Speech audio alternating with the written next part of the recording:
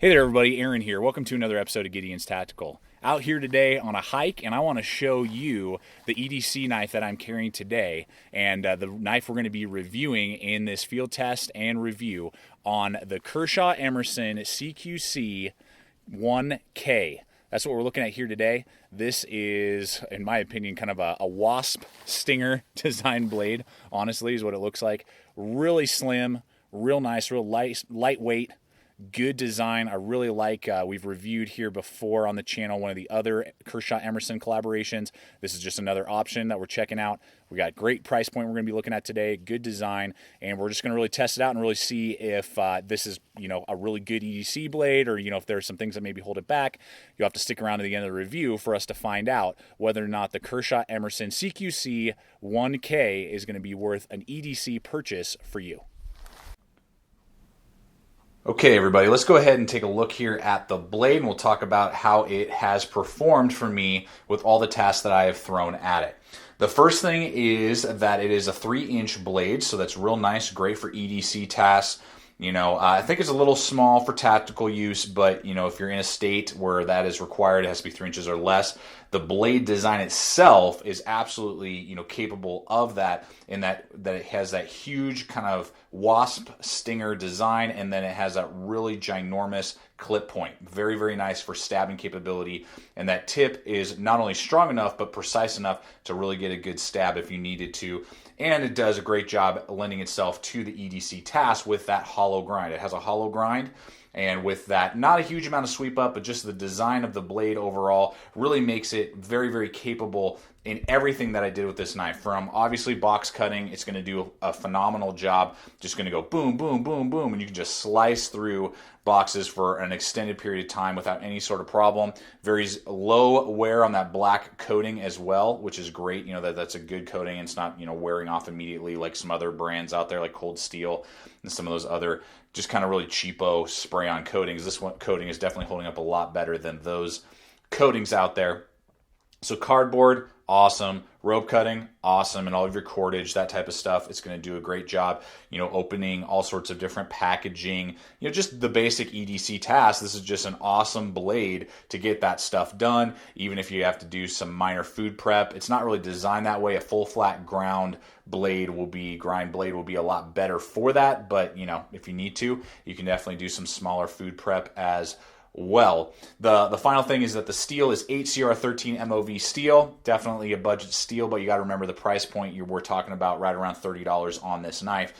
So it's going to hold so far a very good edge for me, and I've been using this for about 3 weeks now, nonstop, going through tons and tons of work, and I've not had yet to resharpen the edge because it came shaving sharp out of the box. So again, budget steel, but it's going to hold a very good edge, and it's very, very easy to get a razor sharp edge back on 8CR13 MOV without very much trouble at all. So for that price point and for what you're getting, I think it's definitely a good quality blade, and I love the design. The design of that blade just really, really connects with me. All right, guys, let's go ahead and give you the quality rating that I'm going to give this knife. The materials, the fit and finish, and the design overall have really impressed me. The grind angles were perfectly done. I have no issues with that. It wasn't ground in really weird. The lineup as well, when you close the blade, is perfect. The centering is almost dead on. I can't tell, maybe it's very, very slightly. And I've opened and closed this thing literally, hundreds of times. Played with that wave constantly. I like the features that it offers. G10, stainless steel, the black coating's not chipping and wearing, all that type of stuff. And the 8CR13 MOV, though a budget steel, it is a budget knife, and they're asking only $30 for this blade on Amazon. So for that, I'm going to give it a quality rating of a 5 out of 5 for the price point. That price point is very nice. I really like it a lot, and I have zero complaints for the money that you're laying down and the quality that you're getting out of the knife. I think it is absolutely worth it. And if you're on a budget and you want a good quality blade, I think this Emerson K1K is going to be an awesome blade for you to own, and the quality will definitely be something that will last quite a while. So quality rating is 5 out of 5 here on this knife. All right, guys, let's go ahead and talk about the ergonomics and the handle construction here on the K1.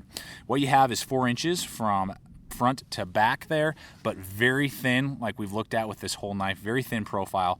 And it has G10 handle scales on one side there that I would say is about medium grit. You know, it's not as crazy as cold steel, but, you know, it's not non-existent. You're definitely going to get some good traction there with this item. And then on the other side is the 410 stainless steel with a frame lock, and you can see that that frame lock hits almost 70% of the blade there, and there is zero, guys, zero blade play left, right, up, down. I mean, it is a lock solid lock up there with this knife. Very, very nice. I really like that. This is really my favorite style of handle construction, is when it has G10 on one side or some form of traction on one side, and then stainless steel with a liner lock on the back is one of my favorite ways to have a knife handle constructed.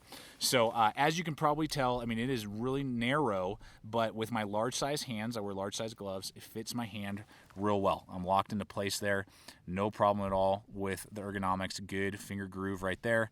That wave with its jimping locks me into place, doesn't cramp my thumb or anything like that. Now, because of its narrowness of the handle, you know, I could see over a long period of time it's starting to kind of wear out your hand a little faster than other knives, just because of how narrow it is and thin. But I like that a lot because it also adds to the lowness in the weight. The weight is 2.65 ounces, so it's under 3 ounces, which is super lightweight, and I love that, and I always look for that in an EDC blade. So for EDC tasks, it's going to be great. I wouldn't necessarily say this is going to be like, you should take this on camping trips and be your outdoor folder.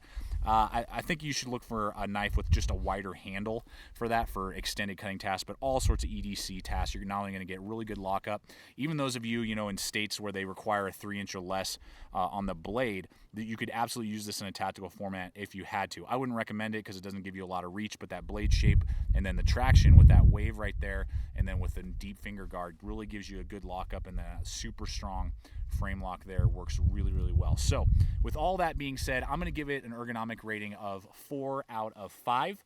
If it was a little wider, I'd probably give it a 5 out of 5, but as it stands, 4 out of 5 on the ergonomic rating. Really good, and for an EDC blade, no complaints at all.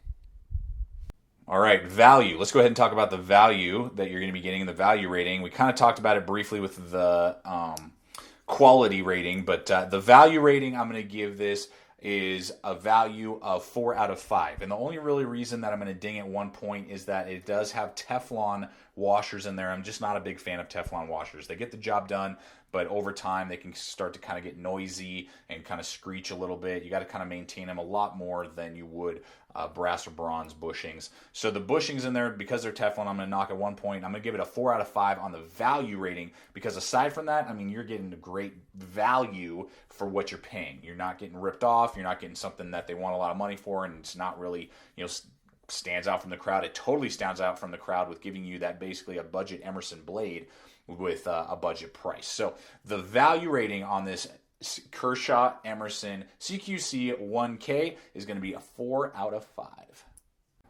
Okay, guys, I want to demonstrate not only the wave feature, but just the pocket clip and how it rides with this Emerson Kershaw. You can see there a real nice blacked out pocket clip, so it's going to ride real nice. Nothing to really complain about there. It's a little high, about I would say 3/4 of an inch sticking up out of your pocket, but because it's so small and thin, you're not really going to notice it. Very nice there. You even got the little skull Emerson logo right there. You got your lanyard hole, so if you want to rock that.